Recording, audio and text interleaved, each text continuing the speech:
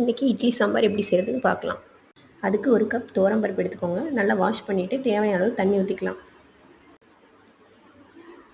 2 பெரிய வெங்காயம் எடுத்துக்கலாம். 2 தக்காளி போட்டுக்கலாம். 3 பச்சை மிளகா,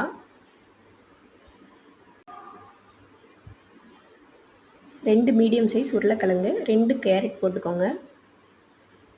3 கத்திரிக்காய் சின்ன சின்னதாக எல்லாமே நறுக்கி போட்டுக்கலாம். இப்போ ஸ்டவ் ஆன் பண்ணிவிட்டு கொஞ்சமாக மஞ்சள்தூள் போட்டுக்கோங்க. சாம்பார் தூள் 1 ஸ்பூன் போட்டுக்கோங்க.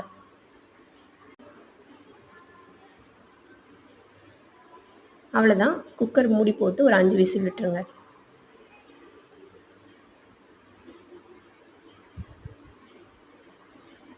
அஞ்சு விசில் வந்ததுக்கப்புறம் இந்த மாதிரி தனியாக தண்ணி எடுத்து வச்சுக்கோங்க. மீதி காய்கறி எல்லாத்தையும் கடைஞ்சிக்கலாம்.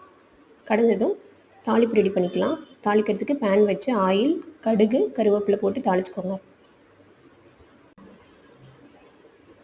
இப்போ தாளித்ததை நம்ம ரெடி பண்ணி வச்சுருக்கிறது கூட ஊற்றிக்கலாம்.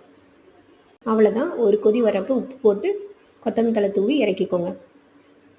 இட்லி சாம்பார் சிம்பிளாக ரெடி ஆயிடுச்சு. இப்போ இட்லி வச்சு சாம்பார் ஊற்றி சாப்பிட்டு பாருங்கள், நல்லாயிருக்கும். இந்த மாதிரி சிம்பிளாக ஈஸியாக சமைக்கணுன்னா எங்கள் சேனலை சப்ஸ்கிரைப் பண்ணிக்கோங்க.